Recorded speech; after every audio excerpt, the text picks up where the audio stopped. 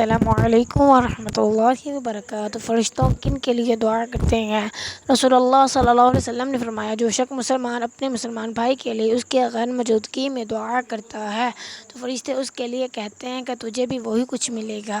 جب کوئی مسلمان اپنے بھائی کے لیے دعا کرتا ہے تو فرشتے بھی اس کے ساتھ مل کے دعا کرتا ہے، جیسے کہ حدیث میں ہے، فرشتے کہتے ہیں اللہ تعالیٰ اس کی دعا کو قبول فرما جو دعا کر رہا ہے۔ فرشتے کہتے ہیں کہ اللہ تعالیٰ اس کی دعا کو ضرور قبول فرمائے جو دعا وہ کر رہا ہے۔ اس سے بڑھ کے عطا کر اللہ تعالیٰ فرشتوں سے کہتے ہیں کہ میرے بندے نے میرے لیے دعا کی، میں اس کی دعا قبول کروں گا۔ تو یہ دعا بھائیوں کے لیے بھی ہے، والدین کے لیے بھی ہے، بہنوں کے لیے بھی ہے۔ جی ہاں، تو ضرور یہ دعا بہن بھائیوں کے لیے بھی ہے، والدین کے لیے بھی ہے، مسلمانوں کے لیے بھی ہے، ہر کسی کے لیے دعا کر سکتے ہیں۔ سب کے لیے دعا کرنے والا بندہ اللہ کو بہت پیارا ہے، بہت پسند ہے۔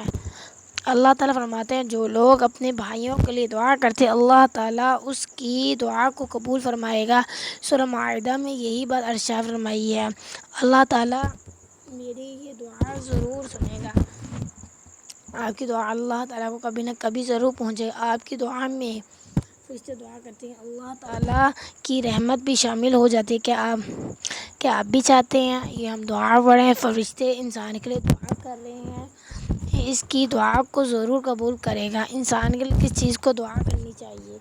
انسان کے لیے فرشتوں کو دعا بہت بابرکت ہوتی ہے۔ اللہ تعالیٰ کی رضا کے لیے دعا کرنی چاہیے، خیر و برکت کے لیے، صحت کے لیے، عافیت کے لیے، حکمت کے لیے اور آخرت کی کامیابی کے لیے دعا کرنی چاہیے۔